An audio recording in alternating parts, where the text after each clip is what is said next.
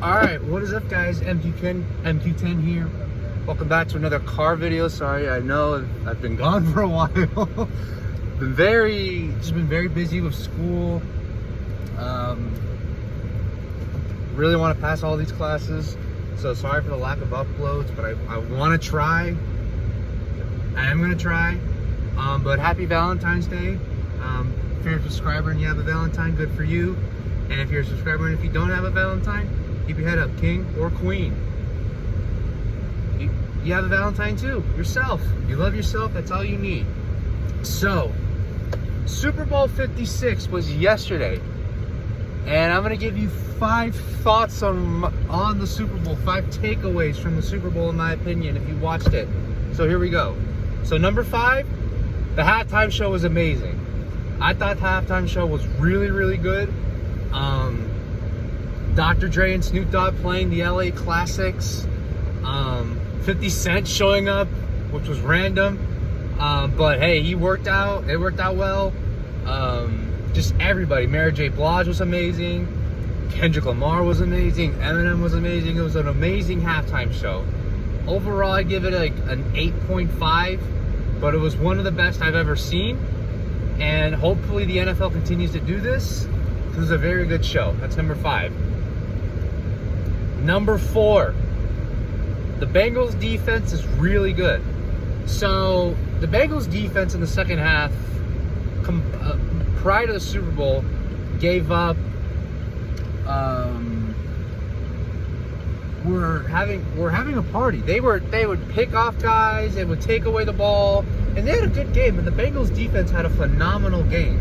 They held the Rams rushing attack to 17 rushing attempts to 42 yards. That's like 24 to 42. But they held them to 1.4 yards per carry. They had a phenomenal game. They had 2 picks on Stafford. They had a really good game. And, obviously they couldn't do it on the last drive, but overall, they had a phenomenal game plan. They did very well. But their defense is forced to be reckoned with. So that's number 4. Number 3, Cooper Kupp is just unstoppable. You look at the stats and you say 7 for 92, and it's like, you didn't have a big game like we thought. So I think it was probably the lowest he was held to this year, and they still won. But he's unstoppable in the fact that even if they doubled him all game, they put him out there. Bengals had a good plan, but at the end, in the final drive, if you watched, Stafford just threw it to him, and it didn't matter who he was on. He caught the ball, and he's been unstoppable all year. He won the Offensive Player of the Year on Thursday for the NFL Honors, and now won Super Bowl MVP. Probably an unstoppable wide receiver, and it just goes to show you, it doesn't matter if you have 2 stars, 3 stars, 4 stars. Cooper Kupp had 0 stars in high school. So in high school, essentially, they do football and how they evaluate players. He got 0 stars and no college and no Division I offers. Had to go to Eastern Washington to prove himself, and he did. And my God, he is the best receiver in the NFL by far. That's number 3. Number 2, Aaron bleeping Donald. Aaron Donald is unbelievable. I mean, one of the best defensive players of this generation. If I just tell you this, you'd go a Hall of Famer before the Super Bowl ring. 3-time Defensive Player of the Year. 7-time First Team All-Pro. 2010 All-Decades Team. Over 80 sacks from the time he entered the league to now. I mean, this guy is just an undoubted beast, and he showed yesterday why he was the best defensive player in the NFL. No disrespect to TJ Watt, who won Defensive Player of the Year, and he's unbelievable. But that man, Aaron Donald, man, he was everywhere. Everywhere. And by the way, Aaron Donald's 6'1", which is not very tall for defensive tackles. But man, he showed his presence, and he showed why he's the best in this generation and maybe one of the best of all time. And now number 1. I'll give you an honorable mention, the refs. Okay, was there a ticky-tack? Was there a terrible call on the refs on Logan Wilson? Yeah, it was bad. But Listen, the Bengals got lucky too. You guys had a face mask on T. Higgins on Jalen Ramsey on the first play in the second half, so it slightly evens out. The one to Eli Apple was definitely holding, so we can't defend that. But to say that the refs are like the reason they lost the game, I understand, but look, the Bengals had a great defense, and the Bengals had no excuse to stop. And, by the way, the Bengals had an opportunity to win the game, to go down the field, and they didn't, which brings me to my number one point. Joe Burrow. Joe Brr. Joe Brr. Joe Shiesty. Joe Cool. The Bengals got to protect them.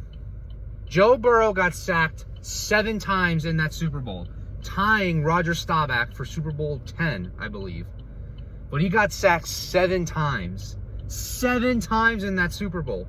Now, mind you, he got sacked 9 times against the Titans in the divisional round, and they won. So this guy, like, it doesn't matter if you hit him. He's still going to come back stronger and better. He's going to come back strong and strong. He's going to keep fighting.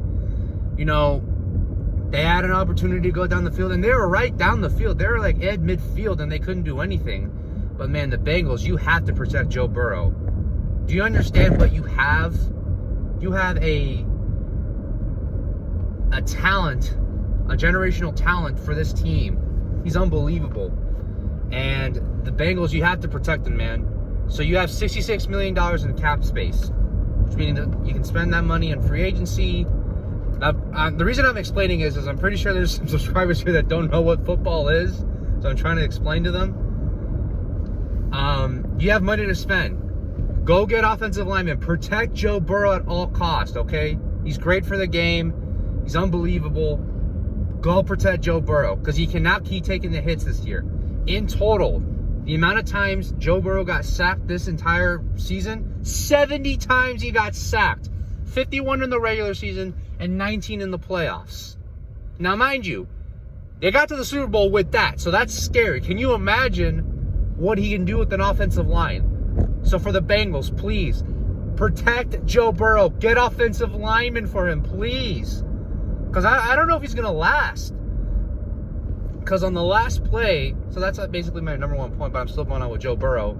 I think the second to last series, I want to say, or one of the last 4 drives for the Bengals, he was limping off the field. He was in pain. He was grabbing one of his knees and was going screaming in pain. He's not going to last in the league long with taking hits like that, so you got to protect him. You have to protect Joe Burrow. Bengals, please do this. Please, okay? This is man, you got to protect them. You have to. So those are my 5 takeaways from last night's game. Overall, it was a pretty good game. Came down to the end. I'd give it a 7.6. I thought it'd be high scoring. I did have the Rams winning. I had them winning 34-26. It was 23-20. It was kind of a defensive battle, but overall, it was a pretty decent game. And yeah, that's all I have to say. This has been your boy, M210. See you guys in a little bit, or I don't know when. But happy Valentine's Day to all you guys, and I'll see you guys in a little bit. Adios.